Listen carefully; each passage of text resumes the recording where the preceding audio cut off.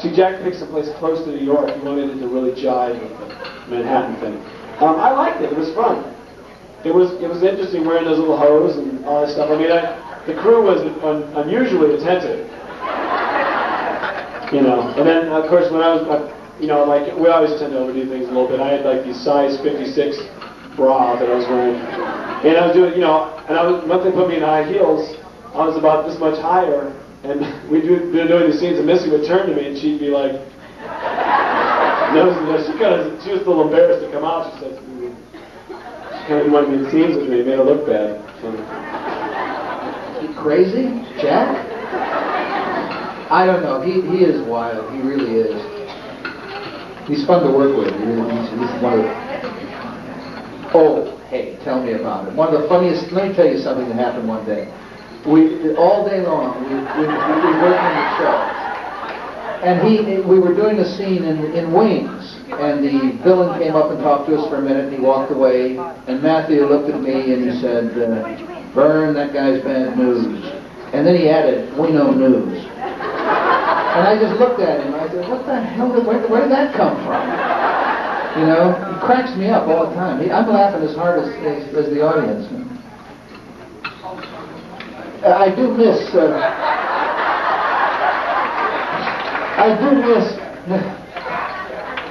miss going in every morning and saying, hey Jack, let's save Jennifer.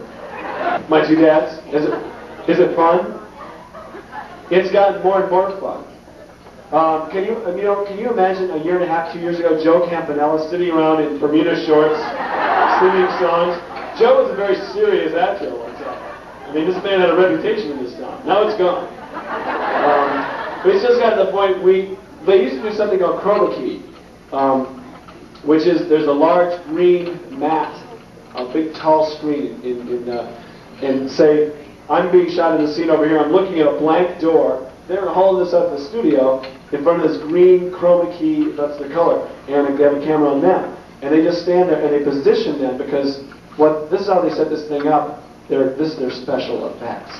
And they sit there, so we're not even looking at each other. They say, turn your neck a little left, a little more, a little more, a little more. Okay. And meanwhile, they're moving them over here. This way, you know, I can walk through them and they can walk through me and fly up and fly down. It's the biggest pain in the butt to do that. I mean, for the actors, it's like we're just pieces of furniture. So at one point they realized, let's just try it with just putting them in the same room and just have them talk to each other and nobody else can hear them, which is much more fun.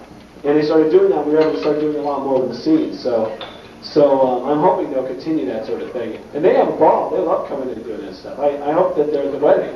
I didn't have to see them doing this thing, but I was holding the door shut and pushed through into the water. And it wasn't very working. Yeah.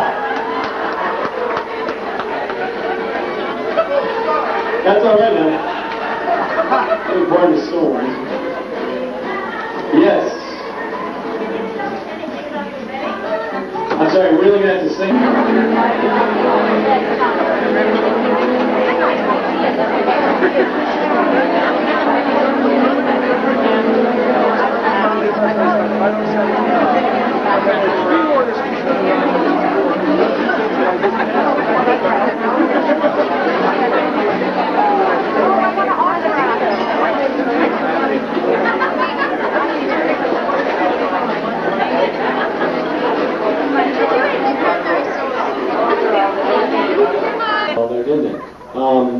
And literally, it's kind of funny, I don't know, I guess the audience, the fans and stuff like that, although the story demanded that, there was a time when the people would just start saying, look, enough of this, we want to see some happy people for a while. And literally, we got a note one day, and it almost didn't even make any sense, but it came out for the booth, and we were in the middle of all this horrible, ugly, heavy stuff, and they just said at one point, they said, just do the old Jack and Jennifer. I mean, that was a no. That was enough for the booth. Oh, okay. Not how to get there or what to do. So I mean, we've had to really fudge in some cases because we can't forget what's happening, what's going on. But we're trying to find a way to realize that these people are going to pick up and move on in one way, shape, or form. The comedy comes out of a lot of situations. So, I mean, some of the wilder stuff, they're going to have to write that. They wrote, just to tell you, the writers have written a lot of very funny things. And a lot of people think that we just make it all up, which is not true. But most of the stuff that people remember the best is stuff that was written by the writers. So I just want to make sure that, they definitely get their due, because they've done some extraordinary things, and they've taken some big chances with us, and I really want them to know, from us to you guys out there, that they've done a really good job, and I appreciate it, because I've been on other shows, and they've given us chances that I've never gotten anywhere else. It was a subtle. Well, it's because you do subtle acting. That's why. More subtle acting. That's what we're known for on days. Get in there. Any other questions? Yes?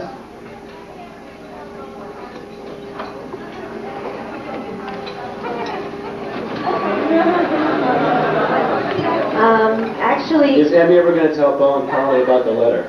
Well, Bo and Carly, I think, find out about the letters. And are you in trouble? And I'm going to disappear off the face of the earth before that happens. Yeah, but I think they do. They do find out. People ask me about that Oprah. It was so funny. Well, I've been single for a while, so they asked me to do Oprah, and I'm from Chicago, so I got to go home. And my dad was sitting right in the front row, and they kept asking all these questions that, they were kind of promiscuous kind of questions. My dad was sitting right there. So, like, one of the questions was, This was a girl who played a hard. She's worried about what her dad thinks. hey, all right, I was a hooker a long time ago. A hooker? Yeah, 15-year-old hooker, right? So one of the questions they asked was terrible. This one guy goes, I'm a jock, I'm on a football team, and I need to be massaged after a hard game. Would you start at the top and work your way down, or at the bottom and work your way up? And I'm like, oh my God.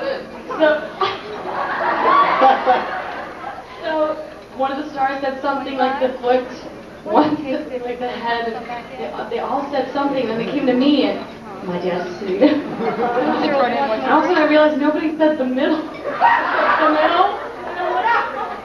Terrible. So anyway, at the end of the show, they all voted on who they thought should be set up. And who did they pair me up with? I am 5'2", people. They set me up with a guy who was 6'11". I mean, he came out, he was a basketball player. He came out and the camera was on my face. I was like, oh my God! I was on the second step and he was like, oh my God. But no, I didn't have to go on a date with him. After we said cut, I said, goodbye, good luck with Jordan. Videotape.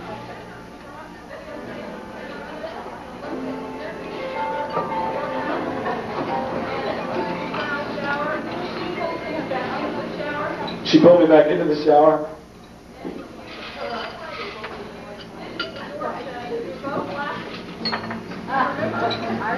I remember. We were A, yes, we didn't get the door shut, and B, yes, we were laughing. Yes, that was one of those scenes that didn't quite work. I mean, she was in there, and she was the one that had fun. I was trying to get in there and not get wet. Because I had another scene, and I just did. But so I was holding the door shut and pushing her into the water, and it wasn't quite working.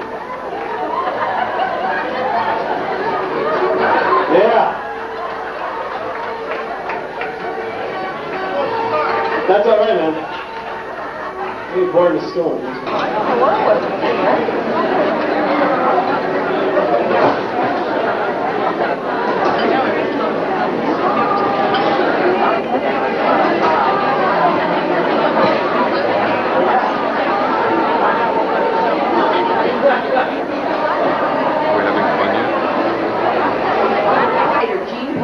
Yes. Well, I think that's probably going to happen. I think that I'm very fond of Ken Corday personally, and I really think that he loves the show, and I think it is very upsetting to see all the changes. It upsets me. I have wonderful people to work with, and then they're not going, and they're going to go away, and they're doing a good job. And you don't understand why. I mean, I feel bad about George and Susan, and I mean, it's very, and it almost seems like the best talent is going. But I think that's going to stop because I think the change by